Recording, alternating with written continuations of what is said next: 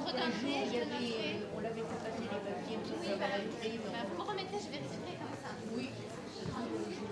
Oui, en sortant, je le note et comme D'accord, ça, oui, je dirai tout à je l'heure. vérifie que vous êtes sur la liste.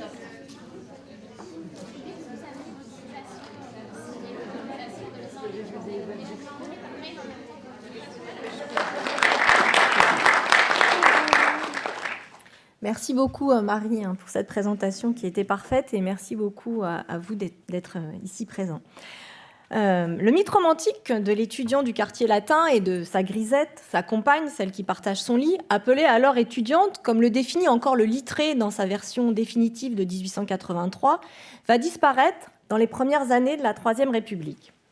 Nombre de contemporains reprochent alors aux étudiants leur embourgeoisement, leur individualisme, leur immoralité et leur indifférence politique, comme Jules Simon qui, dans un discours aux Sociétés savantes en 1873, regrette le quartier latin des années 1830 où, dit-il, des luttes s'engageaient dans tous les lieux où les étudiants se rassemblaient. Et il met en garde « Malheur aux époques où la jeunesse n'a d'entraînement que vers le succès et de goût que pour le lucre, ce sont ces époques-là qui préparent les hommes de concession et les gouvernements de décadence. » 10 ans plus tard, en 1883, le journal socialiste Le Boulmiche, organe du quartier latin de Jacques Trémora, affirme que l'étudiant actuel a troqué sa vieille gaieté d'antan pour le boudinisme le plus complet. Le bourgeoisisme a envahi le quartier latin.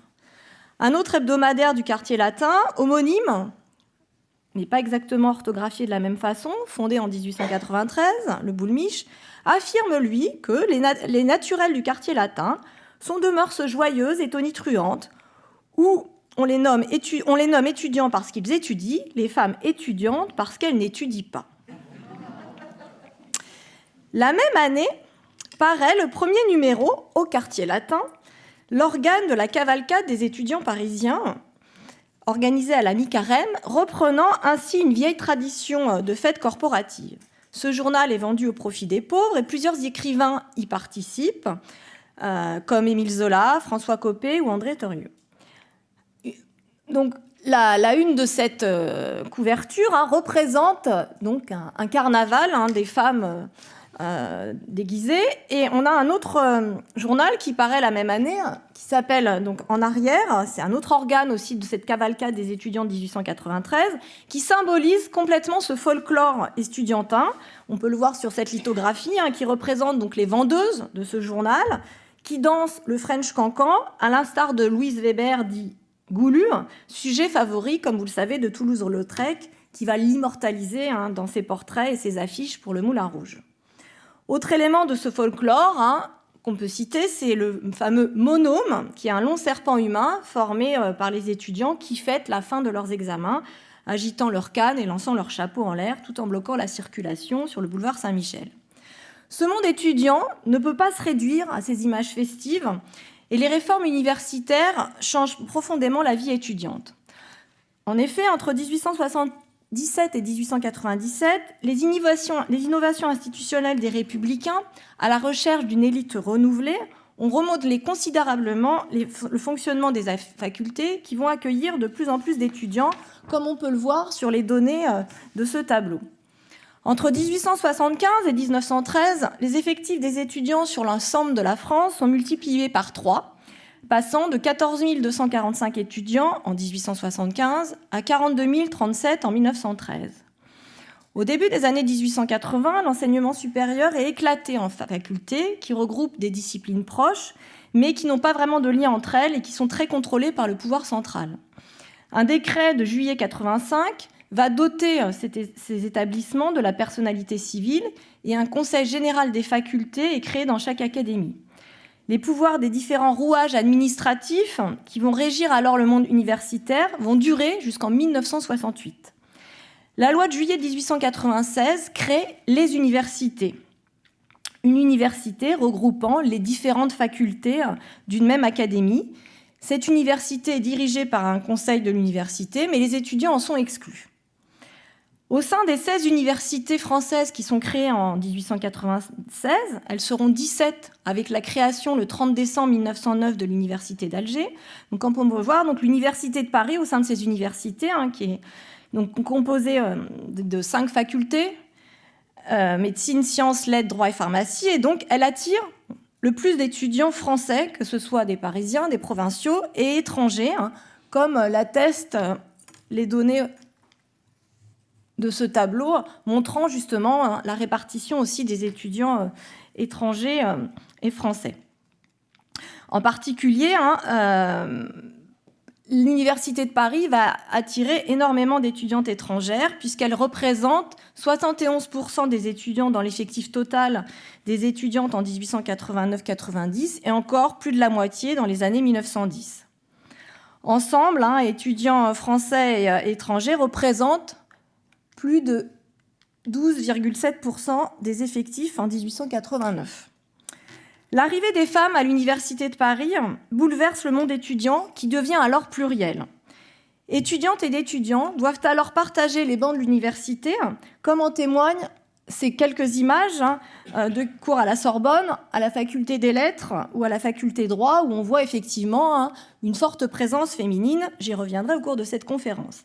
Ces mondes étudiants qui émergent alors sont confrontés à des difficultés matérielles et à des dissensions idéologiques. Ainsi, je vais vous montrer au cours de cette conférence, que j'ai organisée en 3 parties, l'envers du décor du quartier latin à la Belle Époque.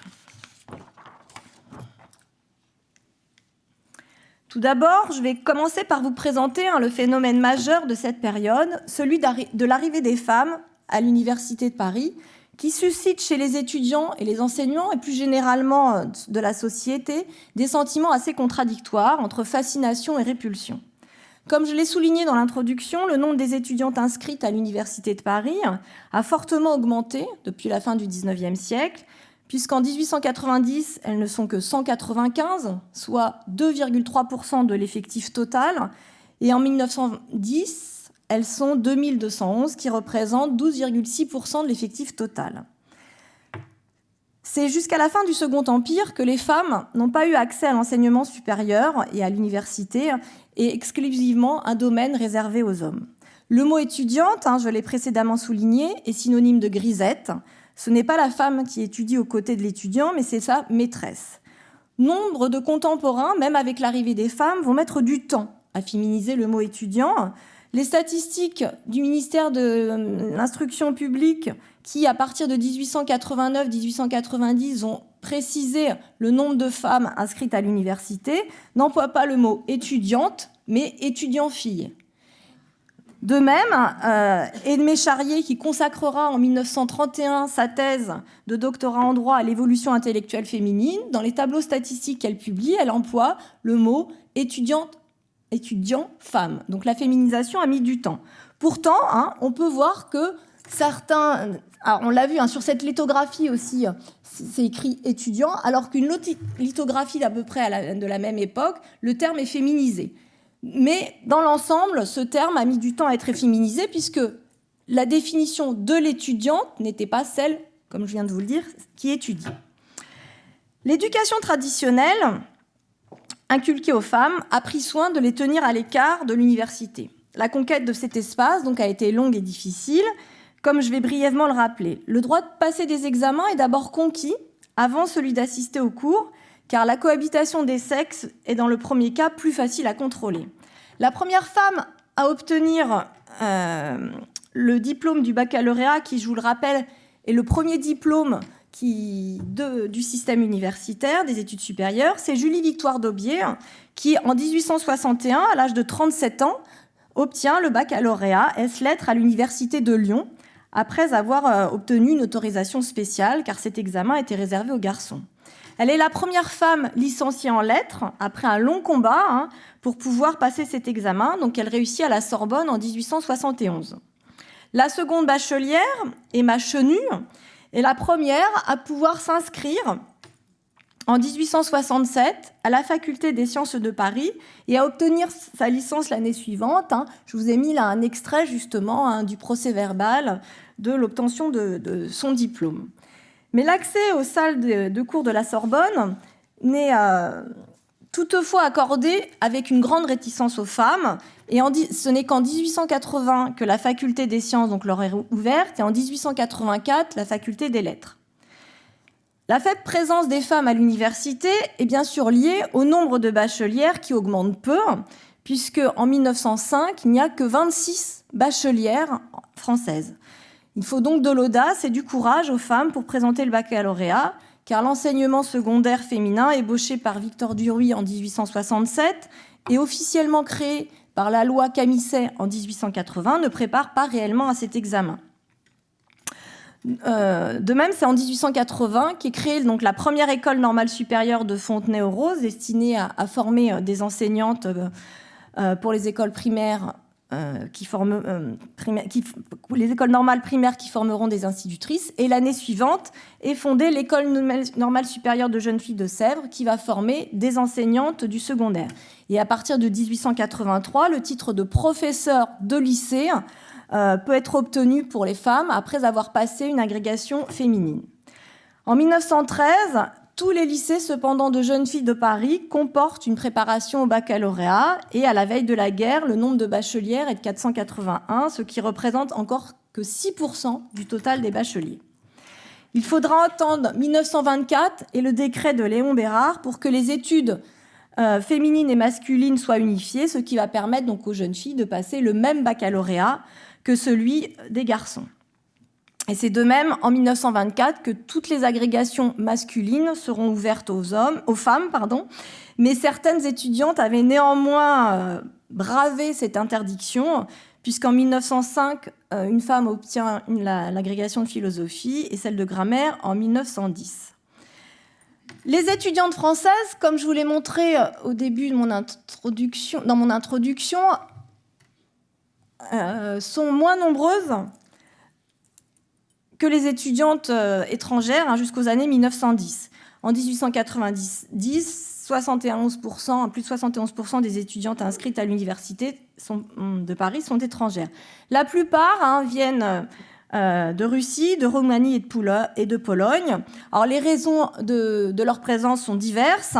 Elles sont liées, bien sûr, à l'attitude du régime tsariste qui va interdire l'accès des femmes aux universités, au pogrom contre les Juifs vers 1881 et aussi à d'autres raisons que je ne vais pas tout énumérer. Donc les femmes des pays de l'Est, comme leurs frères, vont immigrer pour s'instruire et vont s'inscrire donc en masse dans les universités occidentales, en particulier à Paris, qui est considéré à cette époque-là donc comme le centre de l'Europe intellectuelle. Donc la majorité de ces étudiantes qui viennent de l'Est se destinent à la médecine, aux sciences et certaines au droit. Ce sont généralement les contraintes économiques qui les poussent à se diriger vers des études qui débouchent sur un diplôme reconnu dans leur pays d'origine, comme la médecine.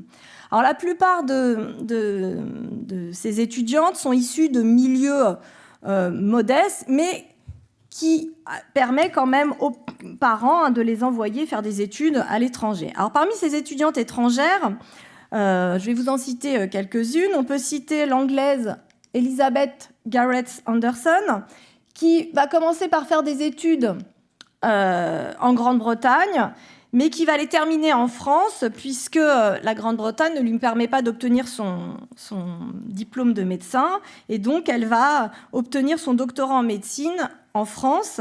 Et la première française, c'est Madeleine Brest, qui obtient son diplôme en 1875, mais elle ne va pas être autorisée à passer le concours de l'externat. Ce n'est qu'en 1882 que le concours sera ouvert aux femmes et l'internat en 1885. De même, ce n'est qu'en 1893 que l'école de pharmacie va accueillir sa première étudiante. Autre première de la médecine qui va faire l'objet de nombreux articles, qui va faire la une des journaux, c'est Caroline Schulz, qui est une étudiante polonaise à la faculté de médecine de Paris en 1884-1888. Et elle va soutenir sa thèse de doctorat intitulée « La femme médecin au XIXe siècle ». Et le neurologue Jean-Martin Charcot, donc membre du jury, va s'élever contre cette prétention d'une femme à pratiquer la médecine de manière aussi habile qu'un homme. Puis finalement, elle va quand même, sa thèse être validée et Caroline Schuss obtient son doctorat. Et c'est pour ça qu'elle fait aussi la une des journaux, parce qu'elle a dû braver un certain nombre d'interdits.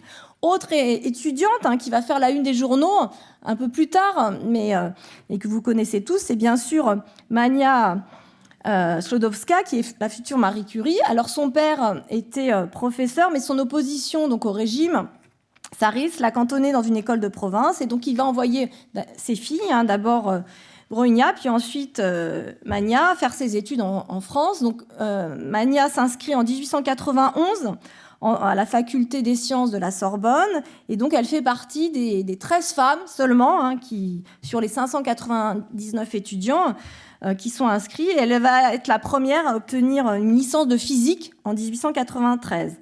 En 1896, elle est reçue première à l'agrégation de jeunes filles, mais elle ne va pas prendre de poste d'enseignement, car elle va entreprendre une thèse de doctorat sur l'étude des rayonnements produits, comme vous le savez, par l'uranium, et qui sont liés à la découverte de ces rayons par Becquerel. En 1898, elle découvre le polonium et aussi le radium, donc avec son mari Pierre Curie. Et en 1902, elle est la première femme, comme vous le savez aussi, à obtenir un doctorat de sciences, et l'année suivante à obtenir le prix Nobel de physique avec son mari. Elle va devenir la première femme professeure d'université en 1906, et en 1911, elle obtient le prix Nobel de chimie, et jusqu'à présent, c'est la seule femme à avoir obtenu 2 prix Nobel. Le journal féministe La Fronde va consacrer, dès la fin du XIXe siècle, une rubrique à ses étudiantes étrangères à Paris. Tout un mythe se construit autour de l'étudiante russe ou polonaise, pauvre et studieuse, qui va s'opposer à l'étudiante anglaise, américaine, qui est qualifiée plutôt d'indolente ou de paresseuse. Alors ce mythe prend ses racines dans les difficultés économiques auxquelles sont confrontées un certain nombre d'étudiantes. Ainsi, un article de La Fronde dit « Avec quelle joie, quel élan vers l'idée des étudiantes russes exilées à Paris, puisqu'à Moscou et à Saint-Pétersbourg, on leur entrebâille à grand-peine les écoles supérieures de femmes. Elles résolvent l'étonnant problème de se nourrir, de se vêtir, d'acheter livres et papiers. Entre les heures d'études, elles sont copistes, donnent des cours, blanchissent, reprisent, brodent pour le compte d'autrui. » Et donc, à la fin du XIXe siècle et au début du XXe siècle, on ne compte plus les nombres d'articles de presse qui écrivent sur cette fameuse détresse russe au quartier latin, décrivant les déboires des étudiantes et étudiants qui vivent dans une extrême pauvreté, voire la famine. Autre article que je vais brièvement vous citer. L'étudiante russe et son camarade agonisent de misère. Les étudiants russes meurent de faim et, dans leur visage affamé, leur bite creuse, engloutissant les joues, intensifiant le regard, témoin d'un surmenage effréné que ne compense plus une alimentation normale contre lequel l'organisme délabré par un régime réduit au thé n'offre pas de résistance. De même, les articles décrivent minutieusement les logis qu'elles occupent. Et on a aussi quelques lithographies représentant justement ces logements occupés par les étudiantes. Mais si effectivement les étudiants sont confrontés à des difficultés financières, il y a quand même aussi une part de mythe, puisque les étudiantes qui sont arrivées en France pour faire des études sont issues quand même d'un milieu petit bourgeois, où il y a quand même un capital culturel et une possibilité pour les familles, comme je vous l'ai dit, d'assurer financièrement l'éducation de ces jeunes filles. C'est la faculté de médecine qui attire... Oui, si. C'est la faculté donc, de médecine, comme je vous l'ai dit, qui attire le plus d'étudiantes et également aussi de plus d'étudiants. J'en reparlerai après, je ne vais pas parler que des étudiantes, rassurez-vous. Mais donc, que ce soit pour les femmes que pour les hommes, au début de notre période, ce sont essentiellement les études de médecine qui attirent les étudiantes et les étudiants. En revanche, au cours de la période, on constate, et j'y reviendrai, un recul du nombre d'inscriptions en médecine, pour d'autres filières, en particulier les sciences et surtout les lettres qui vont s'imposer. Alors, de nombreuses chansons et des images vont mettre en scène ces premières étudiantes, en particulier donc les étudiantes en médecine, futures doctoresses, comme s'appelle cette chanson. Alors là, donc cette chanson qui s'appelle donc la doctoresse. Dans les paroles que je vais peut-être... Oui, parce que vous ne devez pas bien les voir. Donc, dans les paroles, on remet complètement en cause les représentations, justement, qui tendaient à exclure les femmes des études de médecine. Alors, cette chanson, elle date des années 1890. Elle n'était pas datée, mais il est fait référence au doyen de la faculté de médecine, Paul Brouardel, qui a été donc doyen de 1887 à 1901. Donc c'est pour ça qu'on peut dater à peu près cette chanson de cette époque-là. Donc dans cette chanson, il est dit « Je me suis fait recevoir interne dans les hôpitaux de Paris. Je soigne tout ce qui concerne la clinique à coups de bistouri, sans émotion, sans faiblesse. J'opère mieux que monsieur Brouardel. Et quand je serai reçue doctoresse, je ferai le monôme traditionnel. » Donc on voit bien là qu'il y a une volonté pour les femmes de revendiquer les mêmes compétences que celles des hommes et aussi de partager finalement les mêmes distractions que les étudiants, puisque dans une autre strophe, il est précisé « Mais je pourrais au plus grand homme sur la chirurgie clouer le bec. Puis j'aurai aussi l'avantage sur les porteuses de jupons, si j'entre jamais en ménage, de connaître la vie de garçon. Avec les étudiants à Bullier, je fais la fête. Je pince le cancan et les petites gigolettes, toujours, la nuit comme le jour. » Alors, Bullier, c'est une salle de spectacle, c'est une salle de bal, précisément, qui a été créée donc, au milieu du 19e siècle par François Bullier, qui se trouve donc dans le quartier du Val-de-Grâce, dans le 5e arrondissement, et qui va être très prisé par les étudiants pour s'y distraire, mais pas seulement. J'évoquerai un peu Bullier aussi quand j'évoquerai le militantisme étudiant. Alors, je vous ai dit, plusieurs hypothèses peuvent être émises quant aux raisons de la précocité ou du retard de l'entrée des femmes dans certaines facultés. D'une part, il faut tenir compte des motivations qui poussent les femmes à poursuivre des études. Souvent, ce sont les contraintes économiques qui peuvent donc les conduire à choisir des filières qui leur permettront d'avoir un débouché assuré, comme c'est le cas en médecine ou en sciences. Et d'autre part, la société, ou plutôt, on va dire, l'imaginaire masculin, a construit tout un système de représentation, d'image des femmes qui les exclut de certaines sections.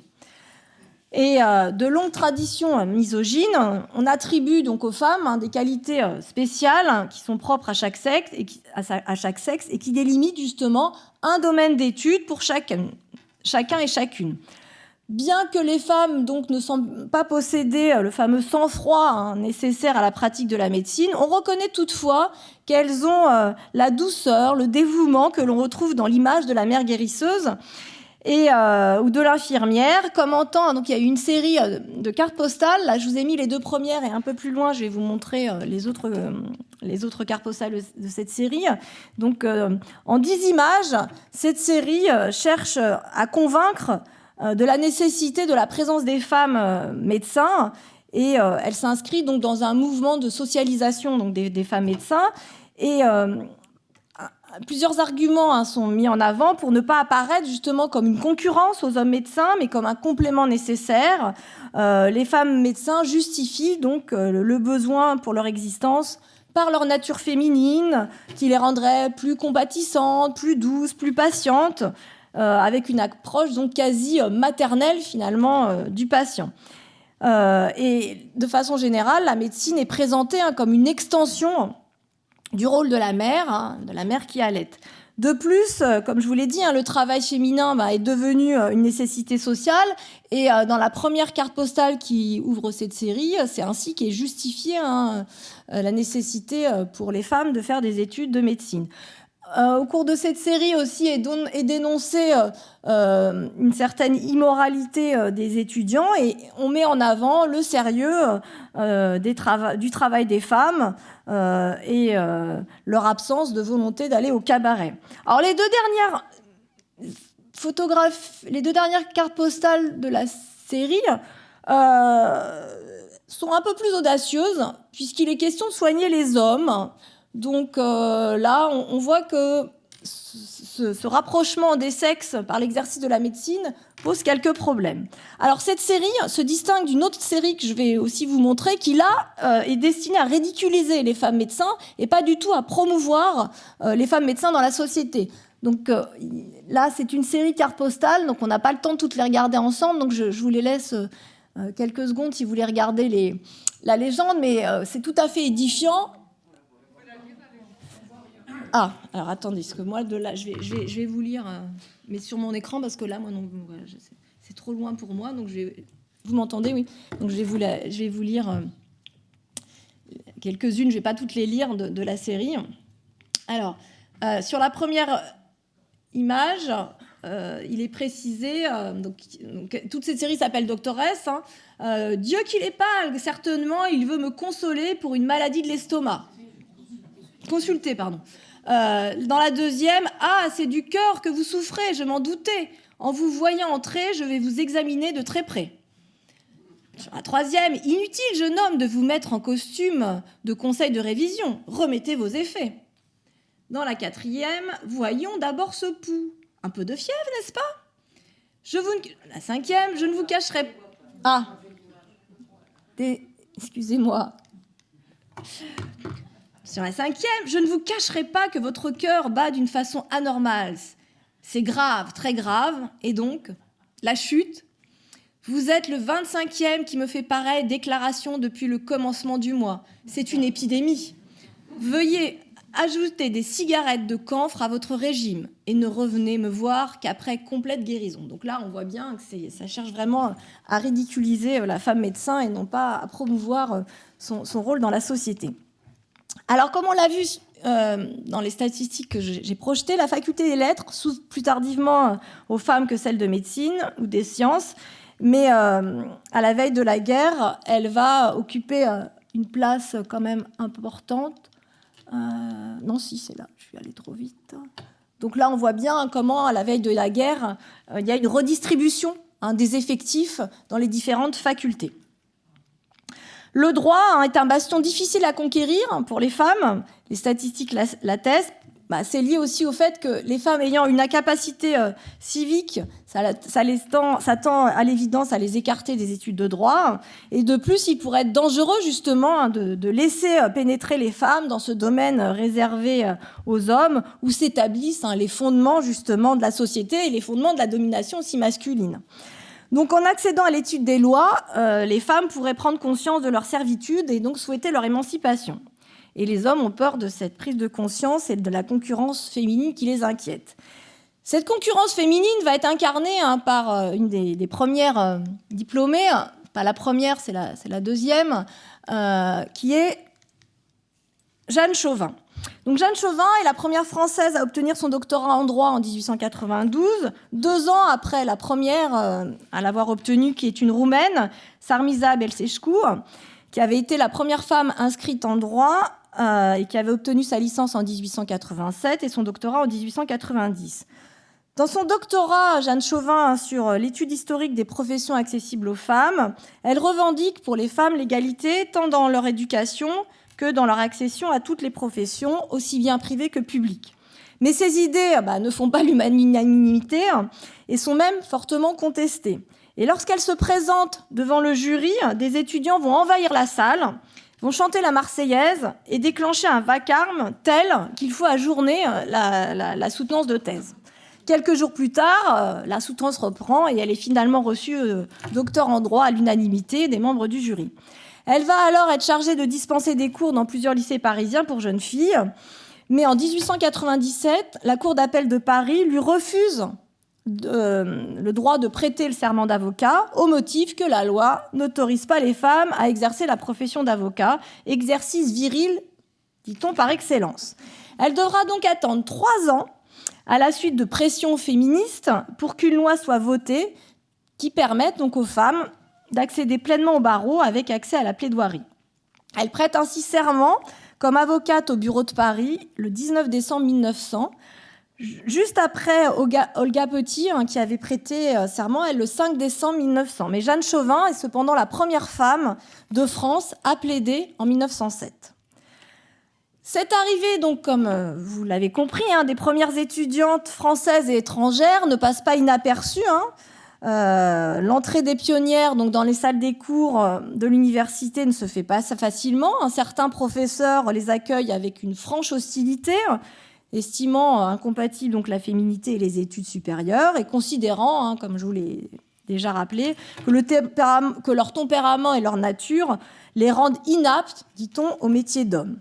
Des places leur sont réservées dans les amphithéâtres, où elles se font parfois fortement chahutées par les étudiants. Et en 1887, Blanche Edouard, qui est la première femme interne des hôpitaux en France, elle est très mal accueillie par les étudiants qui vont brûler son effigie. Donc on est loin de rapports pacifiés. Et la première étudiante en droit, donc comme je vous ai dit, c'est Sarmisa Belsousski. Elle va venir accompagner de sa mère au cours pour éviter justement de tels agissements. Et cette difficile mixité au départ va quand même progressivement faire émerger un sentiment nouveau, inconnu donc de la jeunesse d'autrefois, à savoir la camaraderie des sexes. Et donc vous avez aussi tout un tas d'articles qui fait référence à cette camaraderie des sexes, à cette franche camaraderie, qui va progressivement remplacer, dit-on, justement, le sentimentalisme souvent exagéré du XIXe siècle, autre représentation qu'on a des jeunes filles. Et les étudiantes apparaissent alors comme moins timides, moins effarouchées et rougissantes que leurs aînés. Donc on le voit, objet de nombreux articles détracteurs ou flatteurs, entre fascination donc, et répulsion. Les pionnières, donc on l'a vu, sont mises en image, et elles vont aussi devenir, malgré elles, les héroïnes de certains romans dont les titres sont tout à fait édifiants. La Bachelière, les Sévrielles, les Cervelines, les Dames du Palais, princesses de science. Et parallèlement donc, à ces romans qui véhiculent, et qui sont souvent écrits aussi par des femmes, qui véhiculent pourtant tout un tas donc, de stéréotypes à l'égard de ces premières étudiantes. Il y a aussi des guides de carrière qui sont publiés dans les années 1905-1910 à l'attention donc, de ces jeunes femmes et de leurs parents, car faire des études pour les étudiantes représente une façon de s'émanciper économiquement. Et on va voir que la précarité des étudiantes, mais aussi des étudiants, devient un thème récurrent à la Belle Époque. Et donc, c'est l'objet de ma seconde partie que j'ai intitulée « Les étudiants et étudiants, un prolétariat intellectuel à la Belle Époque ». Je reprends ici le titre d'un ouvrage qui paraît en 1900, dont l'un des auteurs est Henri Béranger, qui a été le président de l'Association générale des étudiants de Paris, que j'évoquerai un peu plus loin. Donc, selon cet ouvrage, l'encombrement de l'enseignement supérieur créerait une masse de 10 000 diplômés pauvres que l'on trouverait donc, dans toutes les professions et même dans l'armée et le clergé. Les raisons de ce phénomène seraient, selon les auteurs, je cite, « l'ouverture des professions libérales au peuple et le développement du fonctionnarisme », ce qui aurait donc créé une demande d'emploi supérieure à l'offre. La critique du baccalauréat et des bourses qui sont mises en place, j'y reviendrai à partir de 1877, accompagne donc cette charge de l'excès des diplômés de l'enseignement supérieur, qui est aussi présent dans le roman publié en 1897 par Maurice Barrès, Les Déracinés, dans lequel il critique avec virulence ces deux outils de promotion que sont, selon lui, les bourses et le baccalauréat. Je cite, « C'est une classe particulière qui, sous nos yeux, se constitue, un prolétariat de bacheliers. Prolétariat qui, selon Barrès, ressemble à des fauves libres dans leur taillis. Ils en ont le regard immonde, peut-être les cruautés, les lâchetés et certainement l'endurance. Le voilà, le vrai danger. » Certains professeurs, comme Émile Daguerre, donc là j'ai mis une lithographie qui représente son cours de poésie qu'il fait à la Sorbonne. Donc certains professeurs vont préconiser aussi d'augmenter la difficulté du baccalauréat et de transformer les examens en concours, ce qui permettrait aussi de limiter les études supérieures et donc cette prolétarisation. Mais il faut savoir que cette prolétarisation des étudiants va commencer dès le début avec le coût des études. Car si là aussi, on a tout un mythe de l'étudiant pauvre niché dans sa chambrette du quartier latin, comme le montrent donc ces images qui sont régulièrement publiées dans l'almanach du journal L'Étudiant. Ce mythe doit aussi être nuancé, même si effectivement faire des études à Paris pendant 7, voire 8 ans constitue donc pour les parents un lourd investissement, d'autant qu'il s'ajoute à une scolarité du secondaire qui, je vous le rappelle, est payante et donc est très coûteuse pour les parents. Alors, aux frais de scolarité s'ajoutent les dépenses nécessaires à la vie quotidienne, à l'achat de fournitures scolaires, les livres, les instruments, sans compter les loisirs, les transports. De plus, à la fin du XIXe siècle et jusqu'à la veille de la guerre, le quartier latin devient un quartier de plus en plus riche. Il a été haussmannisé et donc les loyers et le prix des hôtels ont fortement augmenté. Se développe aussi un goût du beau vêtement que raillent certains, comme en témoignent les publicités de l'almanach ou même dans les journaux étudiants. Sur la première page de ces 2 journaux, on peut voir en bas des publicités justement pour des costumes faits sur mesure, destinés aussi bien aux dames et aux messieurs. On voit que là, on tient compte aussi. Alors, est-ce que ce sont les dames, les étudiantes ou les compagnes? On ne sait pas. Mais donc, vous avez tout un tas de publicités sur la mode des étudiants. Donc, ça s'ajoute, bien évidemment. Je vous en montre aussi d'autres publicités. Donc là, c'est la dernière page du journal où on voit aussi une autre publicité pour des costumes anglais, pour des chaussures Raoul, avec souvent un tarif préférentiel qui est proposé aux étudiants. Donc, ces achats vestimentaires s'ajoutent au budget des étudiants. Comme je vous l'ai dit, les hôtels et l'hébergement sont de plus en plus élevés. Et vous avez aussi là de nombreux articles et toute une littérature autour du logement étudiant. Ainsi, Henri Berger, dans l'ouvrage que je vous ai cité sur les prolétaires intellectuels en France, souligne « La mauvaise chambre d'hôtel garnie, vrai taudis de filles et de misère, coûte de 20 à 40 francs. La nourriture frelatée du restaurant revient à 60 francs. » Puisque les étudiants louent une chambre et donc ils sont effectivement obligés d'aller manger à l'extérieur au restaurant, ce qui grève fortement le budget. Et en 1910, dans le Congrès des étudiants de France, vous avez aussi de nombreuses dénonciations de ces hôtels insalubres, propices aussi au développement de certaines maladies, et donc est émis le vœu lors de ce congrès que des maisons étudiantes et des actions spécifiques pour améliorer leur quotidien soient faites. À la veille de la Grande Guerre, je vais vous donner quelques exemples. Le coût d'un doctorat en droit, qui est obtenu donc vers l'âge de 25-26 ans, s'élève à près de 20 000 francs, et celui d'un doctorat en médecine à 15 000 ou 20 000 francs. Les frais de scolarité donc, représentent un poste important, puisqu'en plus des 4 inscriptions annuelles, il faut payer des droits pour chaque examen, et ensuite, il faut payer aussi pour retirer le diplôme une fois qu'il a été acquis. Donc vous avez tout un tas de frais de scolarité qui s'ajoutent. Alors, entre 1881 et 87, les frais de scolarité avaient fortement diminué puisqu'on avait supprimé une partie de ces inscriptions. Mais rapidement, ces frais d'inscription vont être à nouveau obligatoires. Et puis, vous allez même avoir des certificats d'études supérieures qui vont être ajoutés, qu'il faut aussi payer pour pouvoir faire des études de sciences ou de médecine. À cela s'ajoute le rallongement des études de médecine et des études de pharmacie, ce qui représente bien sûr un coût pour l'étudiant qui va rentrer plus tardivement sur le marché du travail. Petite comparaison concernant les études dentaires qui sont instituées en 1894. Lors donc de cette création, elles reviennent à 960 francs pour 3 ans, alors qu'elles passent en 1909 à 1050 francs. Donc on voit cette augmentation du coût des études.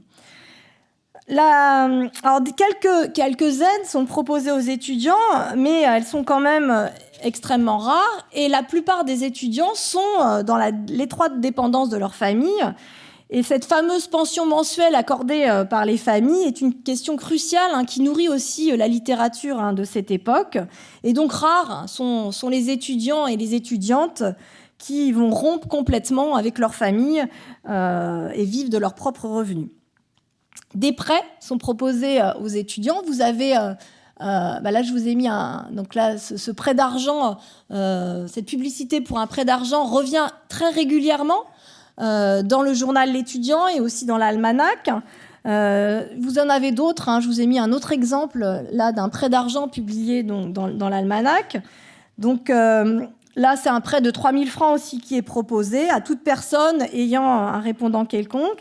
Et là, il est bien précisé que si Monsieur Trévis donne des conseils gratuits et des renseignements confidentiels à messieurs les étudiants sur toute question de famille, il propose aussi, avec une discrétion assurée, comme c'est précisé, des prêts d'argent à long terme pour 2, 3 ou 5 ans avec une garantie donc de fortune depuis 3 000 €.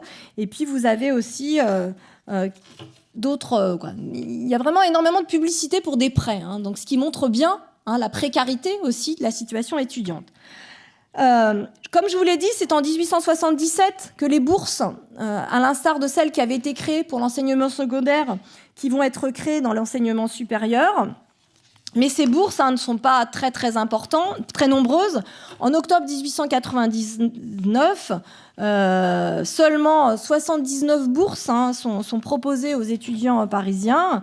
Et les titulaires donc, de bourses sont tenus à l'assiduité et s'engagent à travailler pendant 10 ans dans l'enseignement secondaire public. Vous avez aussi d'autres aides qui sont proposées, mais donc dans l'ensemble, l'effort que fait l'État dans les années 1880-90 va décliner au début du XXe siècle, les effectifs ne cessant aussi d'augmenter. Et si en 1881, l'État consacrait 720 000 francs pour les bourses étudiantes, cette somme passe à 484 000 francs à la veille de la guerre. Donc on voit la forte baisse quand même de l'aide de l'État. Alors pourquoi ces mesures avaient été prises, pourquoi des bourses avaient été mises en place par l'État ? Au départ, c'est vraiment pour démocratiser l'accès aux facultés. Même si on voit que ces bourses sont réservées à certaines filières et les étudiants en droit en sont exclus. Il faudra attendre la création des bourses de doctorat pour pouvoir aider les étudiants en droit. Vous avez aussi des libéralités de la ville de Paris qui sont offertes aux étudiants et aussi des fondations privées. Je vais vous donner aussi quelques exemples. En 1893-94, sur 174 bénéficiaires d'aide, 18 le sont de la ville de Paris et 9 de fondations privées. Mais comme je vous l'ai dit, ces aides tendent à diminuer.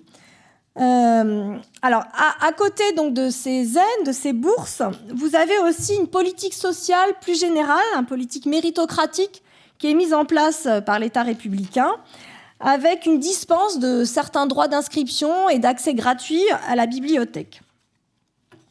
Et les journaux étudiants vont aussi susciter des caisses de secours pour les étudiants pauvres. Au tournant du siècle, comme vous le savez, c'est le contexte, c'est l'expansion donc, de l'économie sociale et du mouvement corporatif, et quelques expériences de restaurants coopératifs vont être lancées pour les étudiants, mais vont connaître un succès assez limité. Il faudra vraiment attendre l'après-Première Guerre mondiale pour que la restauration corporative se développe. Alors, nombre d'étudiants travaillent, donc sont contraints quand même de travailler parallèlement à leurs études. Et si les étudiants en médecine, les carabins, sont ceux qui peuvent plus facilement monnayer leur savoir, c'est pourtant au sein des étudiants de médecine que cette idée de prolétariat intellectuel va le plus se développer. Et le thème de la pléthore médicale revient fréquemment dans la presse étudiante et dans la presse aussi médicale. C'est lié, entre autres, dit-on, à l'arrivée des étrangers et des femmes. Mais la réalité, on l'a vu, est quand même tout autre, puisqu'on constate une baisse des effectifs à la faculté de médecine, aussi bien pour les hommes, je ne sais plus où est ma diapositive, voilà, que pour les hommes que pour les femmes. Donc les 2 décennies qui précèdent la Grande Guerre sont marquées par cette question des étudiants étrangers et des étudiantes et étudiantes étrangères, puisque les étudiants et étudiantes étrangères sont dispensés de certains titres qui leur permettent donc de s'inscrire plus facilement donc, dans les universités françaises, et en particulier, comme je vous l'ai dit, à l'Université de Paris, qui attire le plus d'étudiants. Et donc, vous allez avoir des contestations d'étudiants parisiens, provinciaux, contre cette soi-disant aussi indulgence à l'égard des étudiants étrangers. Et vous allez avoir progressivement un durcissement avec la création, par exemple, de certains doctorats spécifiquement réservés aux étrangers s'ils s'engagent à ne pas exercer en France. Donc, leur doctorat obtenu, ils doivent retourner dans leur pays d'origine. Et donc, suite à cette création donc, d'un doctorat d'université spécifiquement réservé aux étrangers, on va assister justement aussi à un recul des étudiants étrangers, puisque souvent, ces étudiants aussi ont quitté leur pays pour des raisons aussi politiques. Donc, il n'était pas question pour eux, s'ils ne peuvent pas exercer en France, d'y retourner. Alors, pour mieux affronter toutes ces difficultés que je viens de vous présenter rapidement, on va voir comment les étudiants donc, vont aussi s'organiser, s'associer, et progressivement vont s'affirmer dans la société comme une force sociale et politique, et se mobiliser. Donc, c'est l'objet donc, de ma 3e partie, qui s'intitule « Mobilisation et engagement politique estudiantin ». Ah oui. Si, voilà. Donc c'est en 1884 qu'est fondée l'Association générale des étudiants de Paris, qui va vite être baptisée l'A. Donc si je dis l'A, c'est avec un A majuscule, c'est pour ne pas répéter Association générale des étudiants de Paris. Alors ce n'est pas la première association d'étudiants qui est reconnue en France. La première a été fondée à Nancy en 1877-1878, suivie de celle de Lille en 81 et de celle de Bordeaux. Alors la fondation de l'association parisienne est une réponse à une provocation de 3 articles qui ont été publiés dans le journal de Jules Vallès, Le Cri du Peuple. Dans ces 3 articles, on dénonçait justement le fameux embourgeoisement, individualisme et immoralité, comme je l'ai rappelé dans mon introduction, des étudiants. Et donc, un groupe d'étudiants va manifester leur mécontentement devant le siège du journal. Et lors d'une réunion donc, organisée à la salle Bullier, va émerger l'idée d'une association pour mieux défendre les étudiants. Donc, cette nouvelle association est officiellement créée autorisée le 2 avril 1884, et la première assemblée générale se réunit le 21 mai dans l'amphithéâtre de la faculté de médecine. Elle est reconnue donc d'utilité publique en 1891 et elle est parrainée par le ministre de Jules Ferry ainsi que par les plus hautes autorités universitaires comme Louis Liard ou Octave Gérard, qui est le vice-recteur de l'Académie de Paris, et le professeur Ernest Lavis.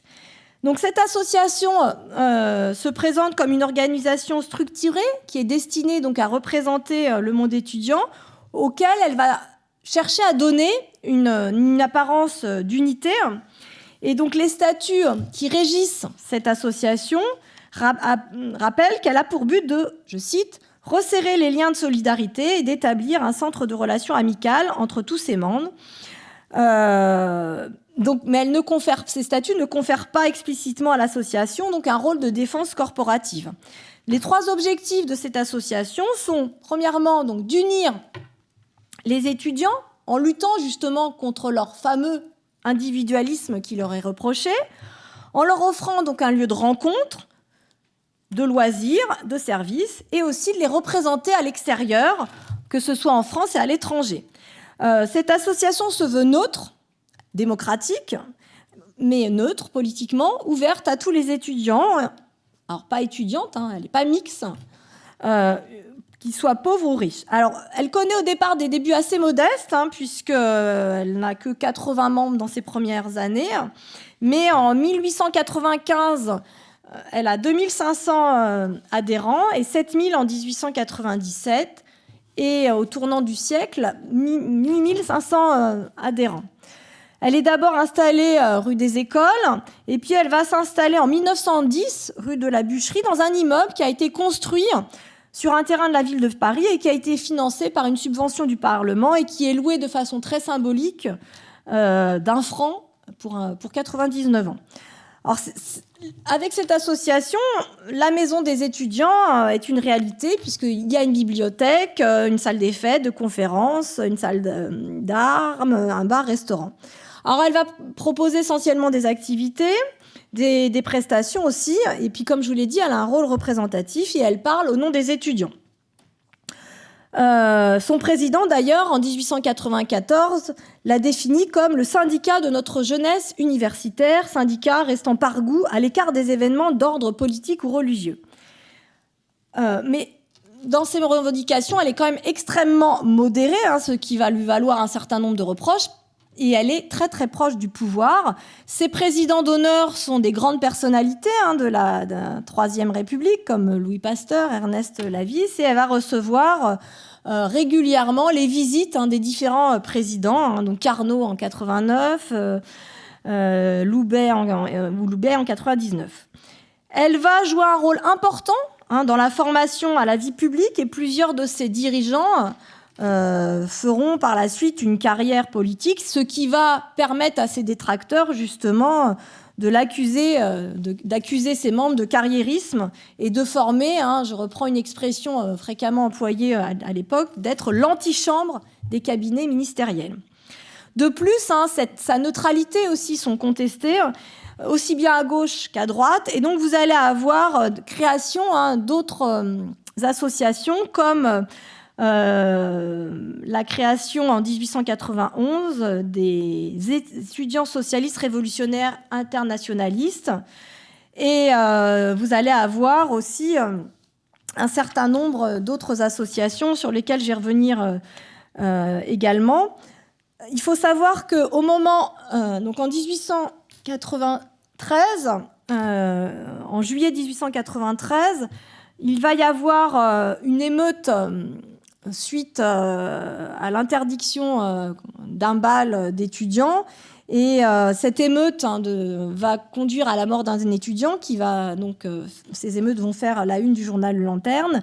Et au moment de ces émeutes, il y a d'autres comités, d'autres associations qui sont créées, comme le comité donc de la Source, et celui-ci va avoir pour but de contrecarrer justement l'influence de l'association générale des étudiants de Paris. Puisque, je vous dis, celle-ci étant extrêmement critiquée, en particulier au moment de ces émeutes, où on la qualifie de sous-préfecture de police, qui tend plus à diviser les étudiants qu'à les unir. Progressivement aussi, vous allez avoir l'influence de l'action française auprès des étudiants. Je vais aussi y revenir. Mais il faut savoir que cette neutralité donc affichée de cette première association des étudiants parisiens va être fortement critiquée même au niveau national. Certains diront que la neutralité de toute façon n'est pas possible et qu'il faut au contraire créer d'autres associations en fonction et des disciplines et donc des facultés et en fonction des idéologies des étudiants. Donc vous allez avoir tout un tas d'associations concurrentes qui sont ainsi créées. Alors concernant les étudiantes, elles vont aussi créer des associations.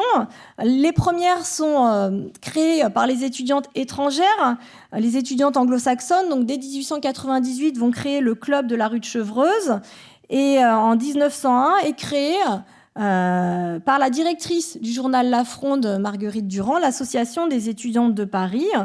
Et donc là aussi, le but de ces différentes associations d'étudiantes, c'est de rassembler donc les étudiantes françaises et étrangères en, je cite, une grande famille intellectuelle, de développer entre elles des liens de camaraderie, de solidarité et d'amitié au nom des mêmes idées, des mêmes principes et du même idéal intellectuel et moral.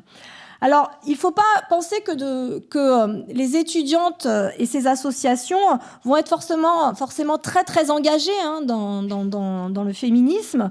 Elles ont une position parfois ambigu, et on l'a vu aussi avec cette série d'images qui montrait la doctoresse, mais finalement, en forçant les portes de l'université et en passant les mêmes diplômes que les hommes et en revendiquant l'accès aux mêmes professions, elles font preuve de toute façon de féminisme. Mais on ne peut pas dire que les étudiantes ont participé au milieu du suffragisme. Alors, cette prise de parole des étudiants et des étudiantes et leur engagement se fait aussi en dehors de toutes ces associations et de tous ces comités par leur échange et discussion dans les cafés. Les cafés du quartier latin occupent une place importante dans la vie des étudiants et avant même Et donc, c'est aussi dans ces cafés étudiants que se décide parfois, justement, l'engagement auprès de causes nationales. La crise boulangiste, en particulier, va susciter des comités d'étudiants boulangistes et anti-boulangistes. Donc là, je vous ai mis une lithographie issue de l'almanach de l'étudiant, justement, qui montre l'anti-boulangisme de ces étudiants. Et vous avez aussi d'autres journaux qui vont être créés, comme Le Réveil du quartier, qui va avoir pour but de prendre part contre le boulangisme. C'est un engagement étudiant. Au moment aussi des autres crises et scandales qui ponctuent les débuts de la Troisième République, vous avez aussi des remous dans le monde étudiant. La Ligue démocratique des écoles avait été fondée en 1893, au moment du scandale du Panama, afin de défendre justement les valeurs républicaines contre les menées de la droite nationaliste. Mais c'est surtout au moment de l'affaire Dreyfus que vous avez vraiment une mobilisation estudiantine, les facultés de droit et de médecine s'engageant davantage dans le camp anti-dreyfusard, tandis que la faculté de lettres et de sciences s'engageant plutôt du côté du dreyfusisme. Les professeurs jouent un rôle important, si des veilleurs, d'éclaireurs, dans cette mobilisation des étudiants en faveur de Dreyfus, puisque, je vous le rappelle, des enseignants comme Charles Andler ou Victor Bach ou encore Émile Durkheim figurent parmi les signataires, justement, des intellectuels qui soutiennent Émile Zola en janvier 1898. Vous avez aussi, donc en dehors de ces crises, vous allez avoir de nouveaux modes d'expression des étudiants qui ne va pas forcément concerner des engagements politiques, mais qui va être lié à des contestations des méthodes pédagogiques des enseignants. Et vous allez avoir entre 1902 et 1912 des manifestations étudiantes qui vont prendre de plus en plus d'importance. Si les perturbations de cours ne sont pas nouvelles et ont toujours marqué l'histoire universitaire au XIXe siècle, elles vont de plus en plus revêtir un caractère violent. On assiste vraiment à une violence de plus en plus grande. Entre les cris, les jets de projectiles divers, les sifflets, voire des incendies de meubles vont avoir lieu à cette époque-là. Vous allez avoir aussi des pétitions, des articles de presse, des manifestations de rue qui montrent la capacité de contester des étudiants. Et souvent, une partie justement de cette contestation va être récupérée par des groupes politiques, va être donc instrumentalisée. Le groupe qui va le plus instrumentaliser ces chahuts et ces manifestations d'étudiants est l'Action française, qui est créée en 1905. Et donc, le degré de violence dans ces contestations étudiantes est tel que, pour la première fois, le Conseil des facultés de Paris va faire appel à la police pour rétablir l'ordre, justement, dans les amphithéâtres et devant la Sorbonne. Vous avez aussi tout un tas de mouvements de contestation, je vous dis, à l'égard de certains professeurs. Certains sont visés par soit leur méthode pédagogique, soit le contenu de leurs cours. Donc là, je vous donne juste un petit exemple concernant le cours d'Amédée, le cours d'histoire donc d'Amédée Talamas, qui est très perturbé donc, par les étudiants qui lui reprochent de contester justement le caractère sacré de Jeanne d'Arc. Donc les étudiants vont perturber le cours et très rapidement ça va être récupéré par toute une partie donc, de la droite nationaliste. Si vous avez donc une certaine spontanéité de ces mouvements, vous avez aussi une instrumentalisation très importante par différents groupes politiques et vous avez une récupération de cette contestation étudiante par l'Action française. Donc, on peut dire qu'à la Belle Époque, on assiste à un passage de mobilisation estudiantine, du tumulte à la violence politique. Et si, dans sa fameuse enquête dite Agathon sur les jeunes gens d'aujourd'hui, il est dit que le quartier latin a largement été acquis aux doctrines de la droite nationaliste, il faut cependant nuancer ces propos et incontestablement, la grande majorité des étudiants et des étudiantes est fortement attachée à la République, puisqu'elle se mobilise à chaque fois que celle-ci est menacée. Et à la veille de la Grande Guerre, s'il existe effectivement un patriotisme anti-allemand assez fort, et chez les étudiants imprégné donc de l'idée de revanche, c'est aussi une valeur qui est partagée par beaucoup de Français, et donc ça ne signifie pas la victoire de la droite nationaliste, monarchiste et plébiscitaire, comme l'affirment certains contemporains. Et dans l'ensemble, les étudiants et étudiantes sont fortement attachés aux valeurs républicaines. Je vous remercie.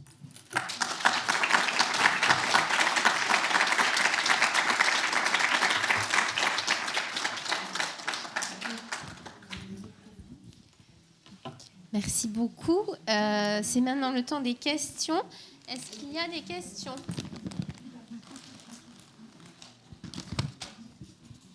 Alors, je vais faire la première question. Moi, je voulais savoir s'il y avait des éléments sur l'origine géographique des étudiants et particulièrement des étudiantes. Est-ce que ce sont seulement des Parisiennes ? Vous avez parlé des étrangers, mais voilà. Est-ce que des provinciales montent à Paris pour faire leurs études ? Alors, oui, quelques-unes, mais bon, les premières étudiantes sont essentiellement très fortement des étudiantes étrangères. Et là, pareil, pour quelques années, on a l'origine géographique des étudiantes.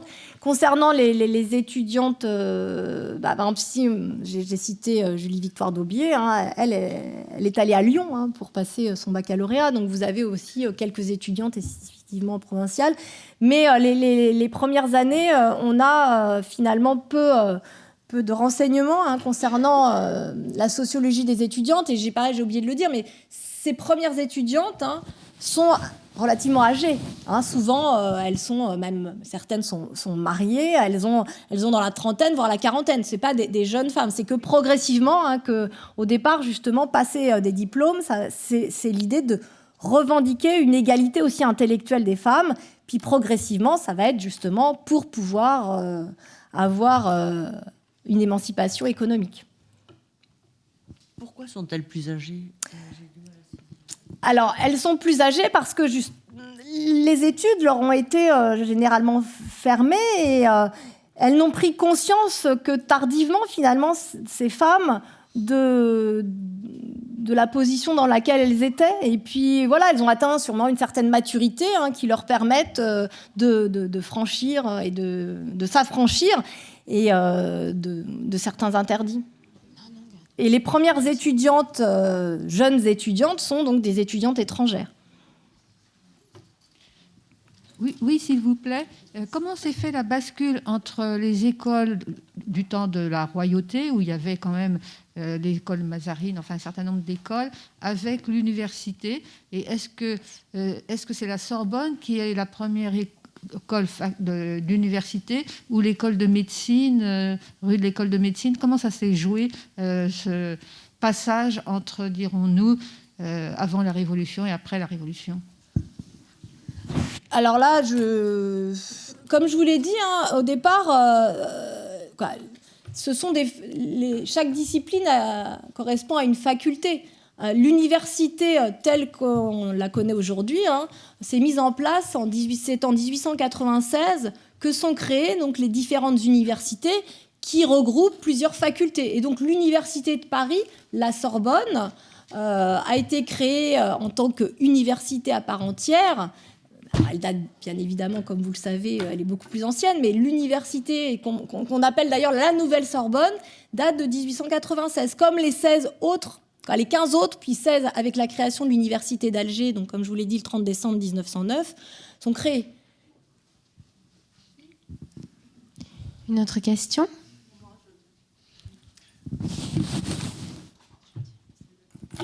Quelles étaient les villes françaises dans lesquelles il y avait, enfin je veux dire de la métropole, dans lesquelles il y avait des universités spécialement accueillant les femmes ? Alors moi, j'ai travaillé essentiellement sur Paris, donc je ne suis pas une spécialiste des universités provinciales, mais c'est essentiellement dans les universités parisiennes que vous avez les premières étudiantes. Elles sont extrêmement rares dans les autres universités. Je ne pourrais pas là vous donner des chiffres précis, mais c'est vraiment à Paris que les femmes vont... parce qu'il est encore plus difficile finalement de braver certains interdits quand la porte n'a pas été ouverte. Avec cette exception pour, je vous l'ai dit, l'université de Lyon qui va, alors que la Sorbonne avait refusé à Julie-Victoire Daubié de passer le baccalauréat, la Sorbonne, l'université de Lyon l'autorise à passer le baccalauréat, mais c'est à Paris qu'elle va aller passer ses autres diplômes. L'université de Lyon lui refusant l'ouverture. Je viens. Alors effectivement, à l'université de Montpellier, vous avez quelques étudiants pour la faculté de médecine, mais elles sont vraiment beaucoup moins nombreuses que... alors vous avez quelques grandes universités, mais c'est surtout Paris qui capte la grande majorité des effectifs féminins. Encore plus que les effectifs masculins. Une autre question ? Alors, s'il n'y a pas d'autres questions, il nous reste à vous remercier pour cette conférence et cette plongée.